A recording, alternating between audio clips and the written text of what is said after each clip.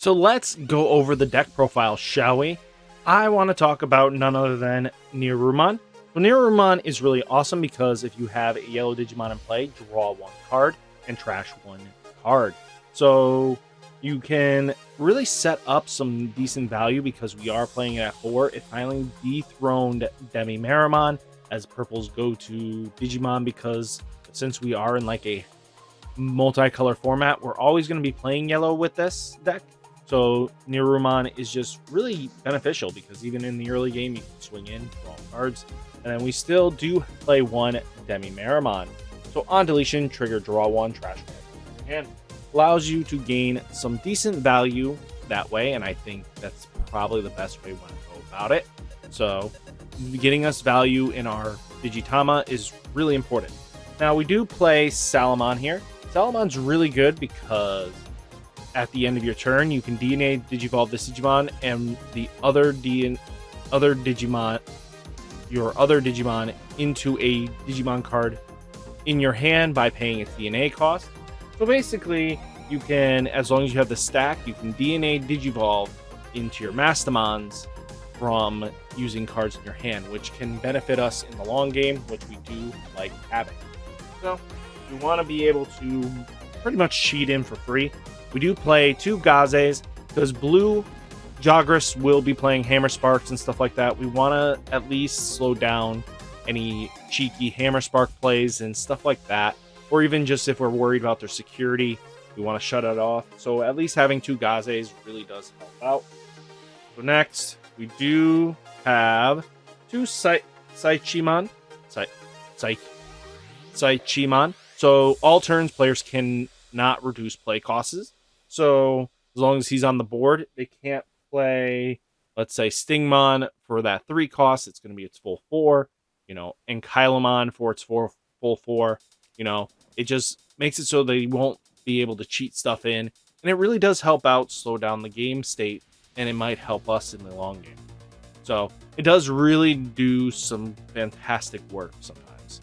Next, we do have Candlemon here. So Candlemon's really good because once per turn, when you play another purple Digimon, gain 1 memory. So as long as you play another purple Digimon, you instantly gain some memory back. So it's similar to having their play cost reduced. It's just really useful. Next, we do have BlackGatomon. So this BlackGatomon is a 5 cost and it's 3 cost to evolve. It has Rush, but it also has the inheritable of giving our Digimon retaliation. So we have it under a stack. At least they won't swing into it very easily because losing 1-for-1 trades are never the best. But what's really nice about it is if we can cheat her in from our security, trash, anything like that, this BlackGatomon will be able to swing in, giving us our own, one promote that purple has. Now at least the main deck of this has it in purple and yellow, which does help out in the long game. Next, we do play 2 Wizardmon. You might be wondering why not just play a full set of BlackGatomon. Well, because I like having a 2-cost evolve. In our champion lineup, we're Digi-evolving for 3 at most cases, and that's not really beneficial, especially if we give our opponent too much memory. We're just going to be walking into things we don't want to. So being able to memory choke sometimes does come in handy, and I went for a 2-2 split just so it just benefits each other a little bit.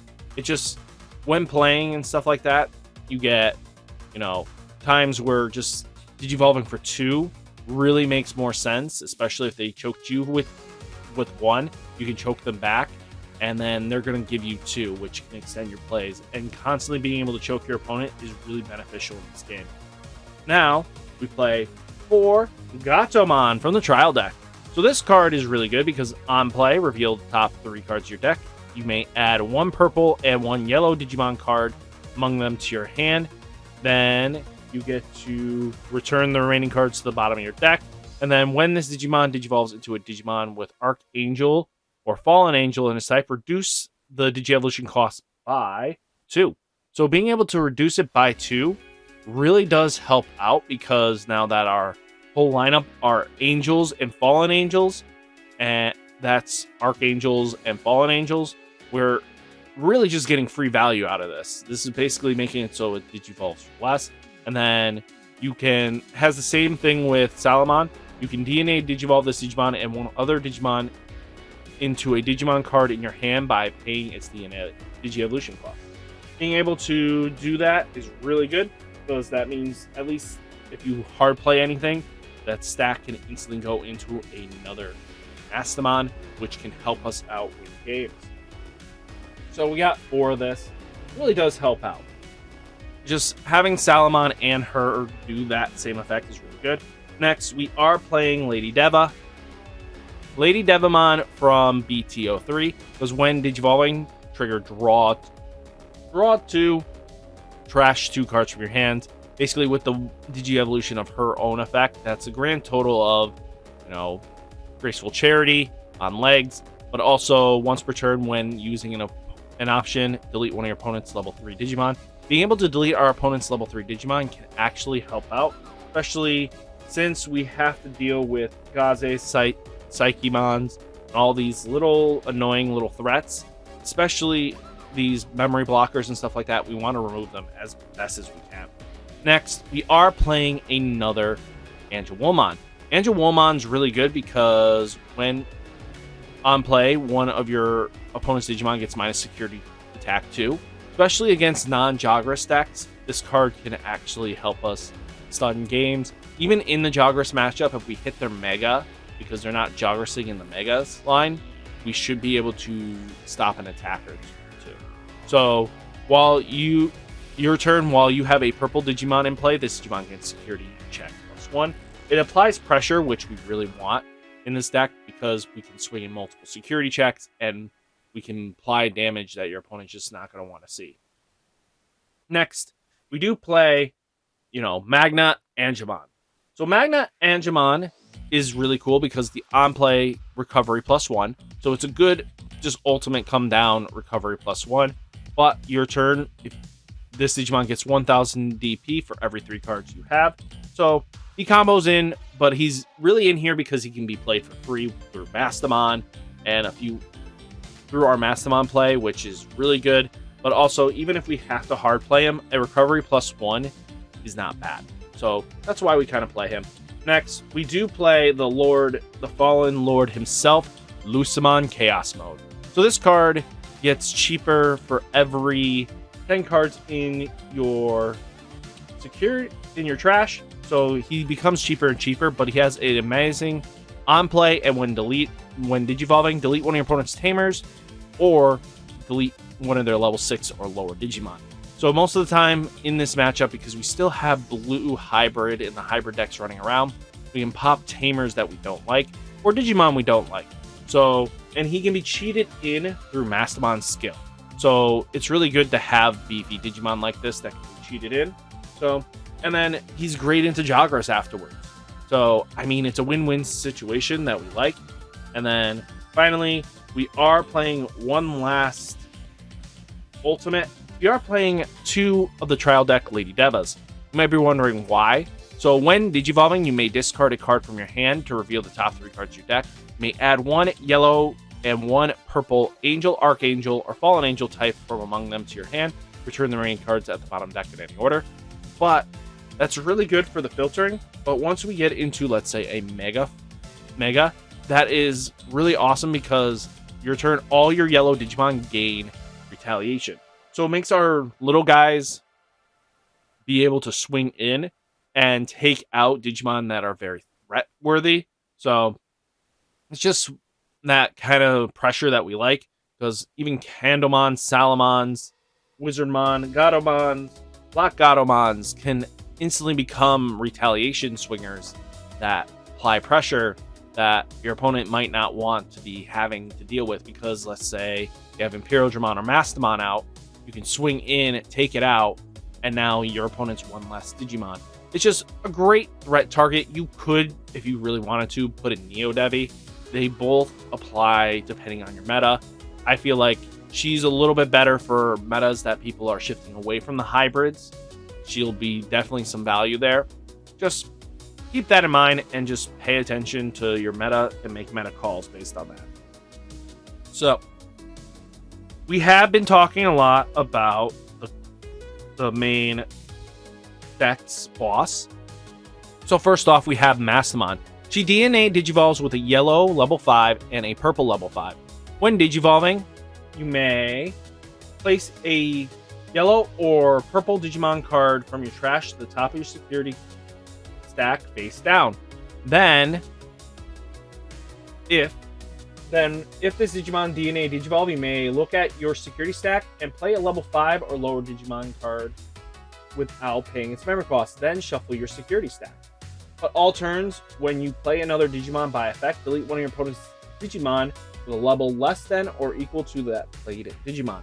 So what's really nasty about it is that you can really do some crazy funky stuff. Because it's all turns, that means any security Digimon that pops out technically is played by a effect.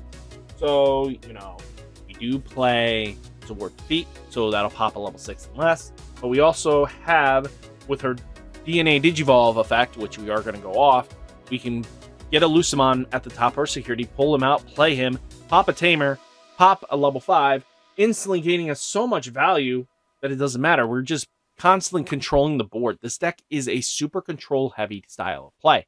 So we're just taking advantage of that style of play. Next, we do have Ophanimon Falldown mode. She's a great backup just because she might not be able to DNA Digivolve, but when Digivolving, if you have a Digimon that has a purple Digievolution card, delete one of your opponent's level 4 or lower Digimon. If you have a yellow Digievolution card, trigger recovery +1. So this can trigger our Tamer, and this can trigger just consistency plays. Just being able to pop something really does help out. But on deletion, play a purple or yellow level 4 or lower Digimon from the trash without paying its memory cost. So basically, we're going to be able to play our Black Gatos or anything like that, or our Gatomons, or anything that we might need to help set us up. We can definitely get them out with Ophanimon Falldown mode if it ever dies. So we also play one of the original Mastemons, because when Digivolving, you trash one card from each player's stack, but also get to play a level 4. So what we're hoping for is, if we have it in security, while in trash, we'll just pull out BlackGatomon, get an extra, basically 2 swings on that deal. So I think that's really solid play maneuvers. I find her very useful in certain matchups, especially against security control theme decks, just because trashing an extra security means we have some more advantage. So, and then we do have Omnimon Zwart Defeat. Since it can Digivolve pretty much on all our level 6s, he's just so beneficial. But he's really good because security, you may play this card into the battle area without battling, so he comes in by an effect, which can trigger Mastemons. But also, when Digivolving, delete one of your opponent's Tamers, but on deletion, delete one of your opponent's Digimon. So he comes in, he's a threat in himself, and it's just really beneficial. So now let's talk about the Tamers. We have Kari up in here, because Kari is really good because she's a memory setter. She sets yourself to 3. But also, when a card is added to your security stack, you may suspend this Tamer and gain 1 memory. So that means we can do a lot more consistency plays, especially, let's say we need Ophanimon. We have 2 of these out. I mean, Ophanimon will, as long as we have a yellow Digimon in that source, will instantly recovery +1. We can gain 2 memory. She costs only 2. I mean, it's just plays that we get to have, which is really nice. Next, we'll go over, we do play 3 Flame Hellscythe. 3 Flame Hellscythe is really nasty because if you read it, so it's a 6 cost, one of your opponent's Digimon gets minus 6,000 DP for the turn, then you may play a purple or yellow Digimon with 6,000 DP or less from your trash without paying its memory cost. On plays do activate. So that means our Gatomons come in, BlackGatomon comes in very easily. I mean, the on-play searching ability now with the Gatomon is really going to help out. So, it really does help out. I mean, we also have Chaos Degrade. So, this card is a hit or miss with a lot of people. It sucks in security, really does, because you're basically free recovering your opponent, but it really does help out to remove threats off boards. It does. But What's really nasty is place one of your opponent's Digimon at the top or bottom of their security stack face down. If you did, trash the top card of your opponent's security stack. So basically what you can do is put it at the top and get rid of the threat, instantly deleting it. It gets around any protections they have. It's just really good removal. Then we do play Reinforced Memory Boost just because this 6 cost will extend our plays later, but it also allows us to add 1 card and put a card probably with threatening effects on top. Just beneficial all around. That extra memory does help out. Then we also have Calling from Darkness. Delete one of your Digimon, return up to 2 purple Digimon card from your trash to your hand. Well, nice little thing besides these guys. Everybody else, and this guy, we can grab everybody else. I mean, and minus Zwart feet, but I mean, being able to grab all your sources and get a secondary use out of them really does help out. So guys, what did you think of the deck profile this way? Let me know down in the comments. Do you like this style where I put the proxies in, or do you like my breakdown video more? I would love to know. Leave a comment, and I'll catch you next video. Peace!